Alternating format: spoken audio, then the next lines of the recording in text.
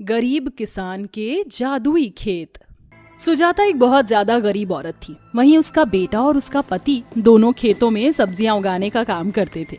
सब्जियां वह बाजार में बेच दिया करते थे, जिसके चलते उनके रोजमर्रा का खर्चा निकल जाया करता था। वहीं सुजाता की बेटी अभी पढ़ाई कर रही थी और उसकी पढ़ाई के लिए भी खर्चा चाहिए होता था। अब गायत्री ने स्कूल पास कर लिया था और उसे कॉलेज में एडमिशन चाहिए था, जिसके चलते उसकी फीस भरनी बाकी थी।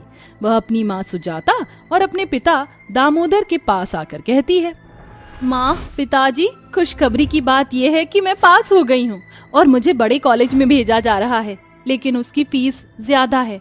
क्या आप मेरे कॉलेज की फीस भर दोगे? गायत्री की बात सुनकर सुजाता और दामोदर थोड़ी देर सोच में पड़ जाते हैं। बेटी, तू तो जानती है घर में कितनी परेशानियां चल रही हैं। ऊपर से खेती बाड़ी का काम भी ढंग से चल नहीं पा रहा। लेकिन बिटिया, तुम चिंता मत करो, हम अपनी पूरी कोशिश करेंगे कि तुम्हारी कॉलेज की फीस भर दें। गायत्री इस बात को सुनकर बहुत उदास हो जाती है और चुपचाप वहां से चली जाती है। वहीं पूरे दिन मेहनत करने के बाद रचना और सागर खेतों से वापस घर लौट आते हैं। राम दुलारी, लगता है आज तुझे भूसा नहीं दिया गया।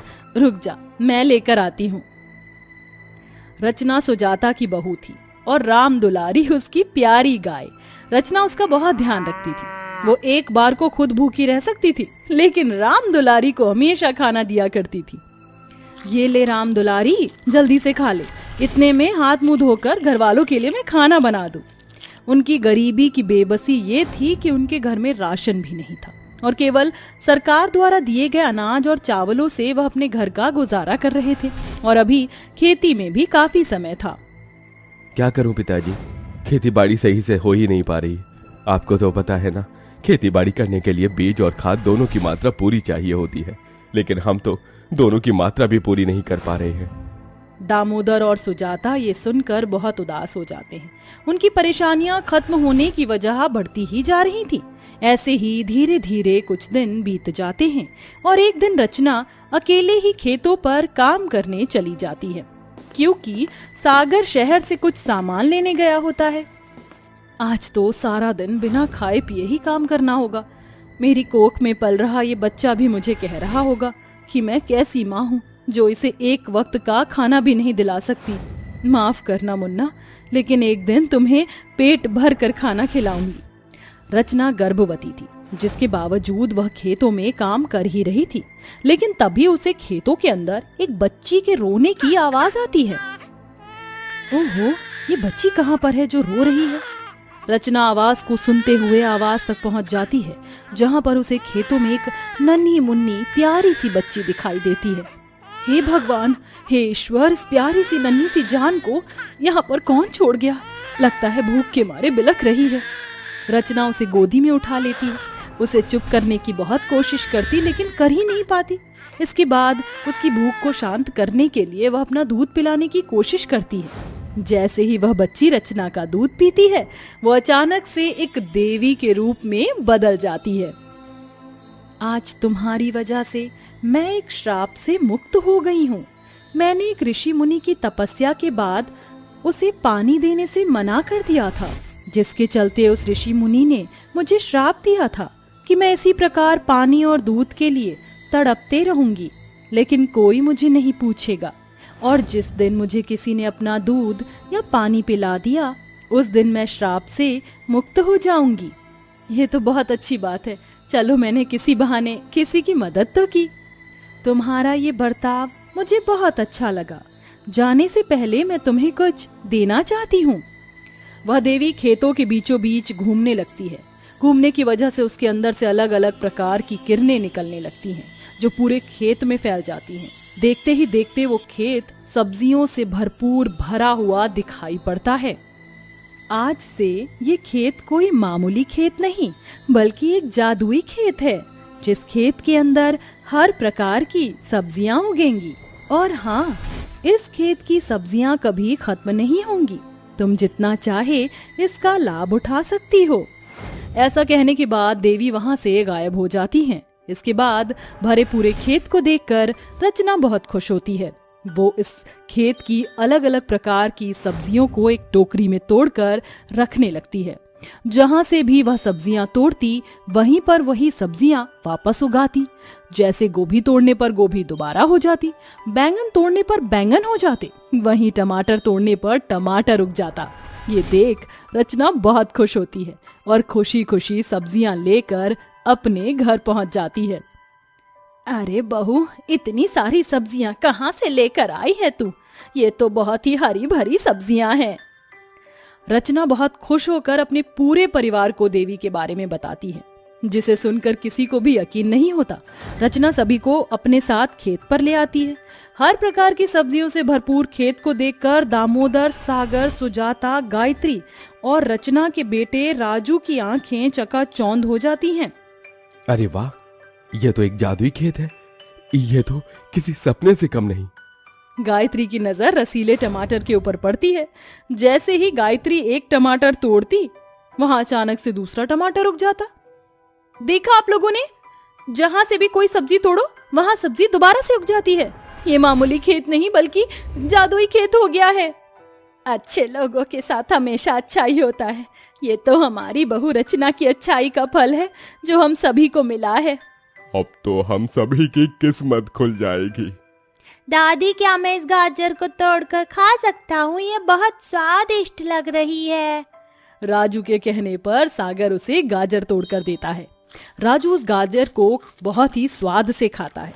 अब उन गरीब परिवार के पास अपना खुद का एक जादुई खेत होता है, जिसकी सब्जियां तोड़कर वह अपने गांव के बाजार और शहर में बेचना शुरू कर देते हैं। जहां तो वह दिन में अपने गुजरे लायक पैसा कमा लिया करते थे, अब वह हरी भरी सब्जियों से दिन का 10 गुना कमा लेते हैं। जब हफ्ते में मैं एक बार शहर में सब्जियां बेचने जाता था तो मुश्किल से 200 रुपए या फिर 300 रुपए ही कमाया करता था। लेकिन आज देखो, आज मैंने उन सारी ताजी सब्जियों के ढेर सारा पैसा कमाया है, इतना जितना हमने एक महीने में भी नहीं कमाया होगा। ये तो बहुत अच्छी बात है। कम से कम अब हमारी परेशानी तो ठीक हो जाएगी।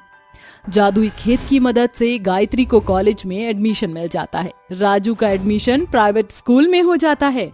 सागर अपनी खुद की एक सब्जियों की बहुत बड़ी दुकान खोल लेता है और वहीं रचना उसके साथ सुजाता दोनों मिलकर जादुई खेत का ध्यान रखना शुरू कर देते हैं। वो दोनों मिलकर खेतों से सब्जियां तोड़ते हैं तो वहीं दामोदर और सागर उन्हें बाजारों में बेच दिया करते थे। कितना गोल मटोल बैगन है, इसको देखकर तो इसका भरता बनाने का मन कर रहा है, इसको तोड़ लेती हूँ। सुजाता के बैगन तोड़ते ही वहां पर एक नया बैगन उग जाता है। सुजाता ये देखकर बहुत खुश होती है। जहाँ तो उनके घर में खाने का एक दाना तक नहीं था, अब उनके खेत में हर तरीके की सब्जियां थी, जिनकी मदद से वो जो खाना चाहते वही बना लेते। इसी प्रकार अब वह जादुई खेत की मदद से हंसी खुशी अपने जीवन में जीने लगते। गजेंद्र अपने ऑफिस में बैठा होता है, तभी अचानक से उसकी तबीयत खराब हो जाती है, जिसके चलते वो अपने मैनेजर को बुलाता है। रूपक, जल्दी से एम्बुलेंस और मेरी बेटी को कॉल करो। हाँ। रूपक एम्बुलेंस और उसकी बेटी वेरोनिका को कॉल करता है। वेरोनिका, तुम कहाँ हो? तुम जल्दी से ऑफिस में आ जाओ, तुम्हारे पिताजी की तबीयत बहुत ज्यादा खराब है। मैंने एम्बुलेंस को तो कॉल कर दिया है, लेकिन अभी तक एम्बुलेंस आई नहीं है। तुम जितनी जल्दी हो सके ऑफिस में आ जाओ। वेरोनिका ये सुनते ही बहुत ज्यादा परेशान हो जाती है और अपनी कार में बैठकर सीधा ऑफिस आ जाती है, जहां वो अपने पापा को बीमार कुर्सी पर पड़े हुए देखती है। डैड, आपको कुछ नहीं होगा, बस थोड़ी सी शांति रखिए। वेरोनिका एम्बुलेंस में लिटाकर अपने पिताजी को अस्पताल ले जाती है, जहां डॉक्टर उनका चेकअप करने के बाद वेरोनिका के पास आकर कहते हैं, वेरोनिका, ये कहते हुए मुझे बहुत अफसोस हो रहा है, लेकिन अब तुम्हारे पिताजी के पास बहुत ज्यादा समय नहीं है, सिर्फ कुछ ही घंटे बचे हैं। तुम चाहो तो जाकर आखिरी बार उनसे बात कर लो। ये सुनते ही वेरोनिका की आंखों में से आंसू आ जाते हैं और वो रोते हुए अपने पिताजी के पास जाती है। ऐसा क्यों हो रहा है मेरे साथ? पिताजी, पहले बचपन में माँ मुझे छोड़कर चली गई और अब आप मेरा साथ छोड़कर जा रहे हो। मुझे छोड़कर मत जाओ, आपके सिवा मेरा इस दुनिया में है ही कौन? वेरोनिका को रोते हुए देखकर गजेंद्र भी रोने लगता है और वो रोते हुए कहता है, वेरोनिका, भगवान की दुआ से तुम्हारे पास किसी भी चीज की कोनो कमी नहीं है। माना कि अब मैं इस दुनिया को छोड़कर जा रहा हूँ, इसलिए मैं तुम्हें जाने से पहले बता रहा हूँ कि रूपक बहुत अच्छा है और मैं जानता हूँ तुम भी उससे बहुत प्यार करती हो। अपनी जिंदगी की एक नई शुरुआत रूपक के साथ करना, वो बहुत अच्छा इंसान है। इतना कहते ही गजेंद्र भगवान को प्यारा हो जाता है, जिसके बाद वेरोनिका फूट फूट कर रोने लगती है। वेरोनिका और रूपक दोनों मिलकर गजेंद्र का अंतिम संस्कार कर देते हैं। अपने पिता के मरने के बाद वेरोनिका अपने पिता की कंपनियों को ओवरटेक कर लेती है। वो हर चीज को बहुत अच्छे से हैंडल करने की कोशिश करती है, लेकिन उसे हर बार किसी न किसी चीज की कमी लगती है। और एक दिन ऑफिस में सबके जाने के बाद वेरोनिका अकेले अपने पिता के कैबिन में बैठी होती है और उन्हें याद करते हुए रोती रहती है। डैड, आप मुझे छोड़कर क्यों चले गए? मुझे आपकी बहुत याद आ रही है। एक परिवार की मुझे बहुत कमी महसूस होती है। उसी दिन रूपक भी लेट से जाता है और वो वेरोनिका को अपने बॉस गजेंद्र के कैबिन में बैठकर रोते हुए देख लेता है। वो टिश्यू पेपर लाकर वेरोनिका को देते हुए कहता है, चुप हो जा वेरोनिका, मैं तुम्हारे साथ हूं और हमेशा रहूंगा। रूपक को देखकर वेरोनिका अपने मन में सोचती है, पिताजी ने बिल्कुल सही कहा था। रूपक जी बहुत अच्छे हैं, लेकिन मैं बहुत ज्यादा काली हूँ। पता नहीं उन्हें मैं पसंद आऊंगी या नहीं, लेकिन आज मुझे अपने दिल की बात कह देनी चाहिए। क्या हुआ, क्या सोच रही हो? चलो मैं तुम्हें तुम्हारे घर छोड़ देता हूँ। रूपक जी, पिताजी के जाने के बाद मैं बहुत अकेली हो गई हूँ, और आप तो जानते ही हो कि मैं आपसे कितना प्यार करती हूँ। क्यों ना अब हम लोग शादी कर लें, इससे मुझे परिवार की कमी महसूस नहीं होगी। रूपक इस बात से बहुत ज्यादा खुश होता है। वो वेरोनिका से शादी के लिए तैयार हो जाता है। अगले दिन रूपक वेरोनिका से शादी करके उसे अपने साथ अपने घर ले आता है। आओ वेरोनिका, वेरोनिका, ये मेरी माँ सविता देवी है और इनसे मिलो। ये मेरी बड़ी भाभी कंचन है और ये मेरी छोटी बहन और छोटा भाई राधिका और रोहन है।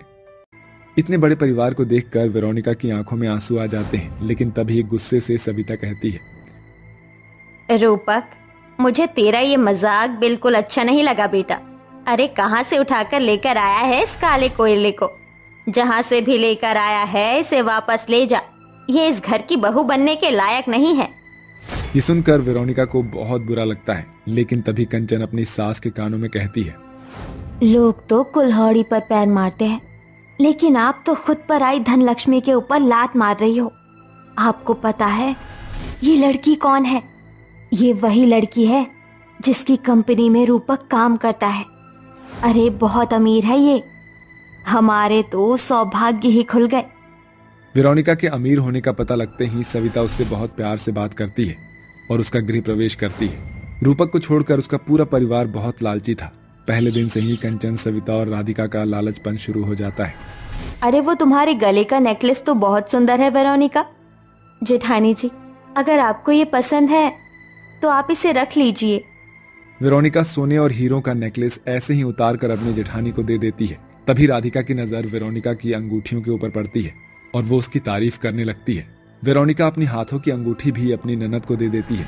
वहीं वेरोनिका अपनी सास सविता को कई सुंदर सुंदर बनारसी साड़ियां देती है, जिसके चलते उन सभी के मुंह बंद हो जाते हैं। वेरोनिका के ससुराल में सब अब उसका इस्तेमाल करने लगते हैं। कभी भी किसी को कुछ चाहिए होता है तो वो वेरोनिका से पैसे मांगने लगते हैं। एक दिन वेरोनिका अपने ऑफिस से घर लौटकर आ रही होती है, जहां वो रसोई में अपनी जेठानी और सास को आपस में बात करते हुए सुनती है। मुझे तो मेरी बहू बिल्कुल भी पसंद नहीं है। अरे है ही नहीं मेरे बेटे के लायक। मेरा बेटा रूपक बिल्कुल चांद का टुकड़ा लगता है और वेरोनिका काला कोयला। सही कहा माँ जी, इतनी काली कलूटी है कि क्या ही बताऊं। लेकिन फर्क भी क्या पड़ता है, काली के साथ साथ अमीर भी तो है। जब से आई है हमारे सारे शौक पूरे हो रहे हैं। ये सुनकर वेरोनिका को बहुत बुरा लगता है और वो वहां से सीधा अपने कमरे में रोती हुई चली जाती है और रोते हुए खुद से कहती है, हे भगवान, ये कैसी किस्मत है मेरी। एक परिवार मिला, वो भी मुझे इस्तेमाल कर रहा है। पहले मेरे साथ बुरा कम हुआ था क्या, जो दोबारा से वही हो रहा है। जब मेरी जिंदगी में मेरी माँ नहीं थी तो मेरे रिश्तेदार मेरा इस्तेमाल करते थे। जो दोस्त बने वो सिर्फ मेरी अमीरी को देखकर मेरे साथ रहे। इस पूरी दुनिया में रूपक जी के जितना प्यार करने वाला कोई है ही नहीं। वेरोनिका अपनी किस्मत को लेकर रो रही होती है कि तभी उसका देवर रोहन उसके पास आता है और कहता है, भाभी जी, दरअसल आज मेरे दोस्त का बर्थडे पार्टी है और उसको देने के लिए मेरे पास कुछ भी नहीं है। क्या आप मुझे कुछ पैसे दे सकती हो? रोहन इतना कहता ही है कि तभी राधिका वहां पर आती है और वेरोनिका से कहती है, देखो भाभी, मेरी ड्रेस फट गई है। अब मुझे एक नई ड्रेस चाहिए। बताओ मुझे कब दिलवा कर ला रही हो? अपने देवर और अपनी ननद को ऐसा कहते हुए देख वेरोनिका को बहुत तेज से गुस्सा आता है और वो गुस्से में अपने सारे प्रॉपर्टी के पेपर निकालती है और उन पर सिग्नेचर करने लगती है, जिसके बाद वो सारे पेपर्स लेकर अपनी सास और जेठानी के पास पहुंच जाती है। इस घर में मेरी इज्जत सिर्फ इतनी है कि मैं एक अमीर बाप की बेटी हूँ, बाकी तो मैं बहुत ज्यादा काली और बदसूरत हूँ। यहाँ तक कि मैं रूपक जी के लायक भी नहीं हूँ। माँ जी, मैंने इस परिवार को हमेशा से अपना समझा था, लेकिन आप लोगों ने हमेशा से मुझे उल्टा सीधा और बहुत बुरा बुरा कहा। लेकिन हमेशा मैं ये सब सहन करती आई, लेकिन मुझसे नहीं होता अब। आप लोगों को पैसे ही चाहिए थे ना, ये लीजिए, मैंने अपना सारा पैसा और सारी प्रॉपर्टी आप लोगों के नाम कर दी है। अब आप लोगों को किसी भी चीज की कमी नहीं होगी। लेकिन आज के बाद मैं इस घर में नहीं रहूंगी। मैं घर छोड़कर हमेशा के लिए जा रही हूँ। वेरोनिका अपनी प्रॉपर्टी के सारे पेपर और सारी वसीयत अपनी सास और जेठानी के नाम करके वहां से जाने वाली होती है कि तभी सविता और कंचन को अपनी गलती का एहसास होता है और वो दोनों उसे रोक लेती है। हमें माफ कर दो वेरोनिका, हमसे बहुत बड़ी गलती हो गई। हमने अभी तक तुम्हारा बहुत इस्तेमाल किया। हमने तुम्हारी फीलिंग्स की कभी कदर नहीं की। तुमने मुझे हमेशा से बड़ी बहन का दर्जा दिया, जो कहा वही दिलाया, और बदले में मैंने तुम्हें क्या दिया? कुछ नहीं, ऊपर से उल्टी सीधी बातें तुम्हारे लिए कही। मुझे ऐसा नहीं करना चाहिए था। आज मुझे अपनी गलती का पछतावा हुआ है। हो सके तो अपनी जेठानी को माफ कर देना वेरोनिका। एक साथ सभी लोग वेरोनिका से माफी मांगते हैं। ये देखकर वेरोनिका को बहुत बुरा लगता है और वो सबको माफ कर देती है, जिसके बाद पूरा परिवार वेरोनिका के साथ बहुत अच्छे से रहने लगता है। उसकी हर एक बात को सुना जाता है और उसे इज्जत भी दी जाती है। ये सब देखकर वेरोनिका बहुत खुश होती है और वो अपने ससुराल में खुशी खुशी रहने लगती है।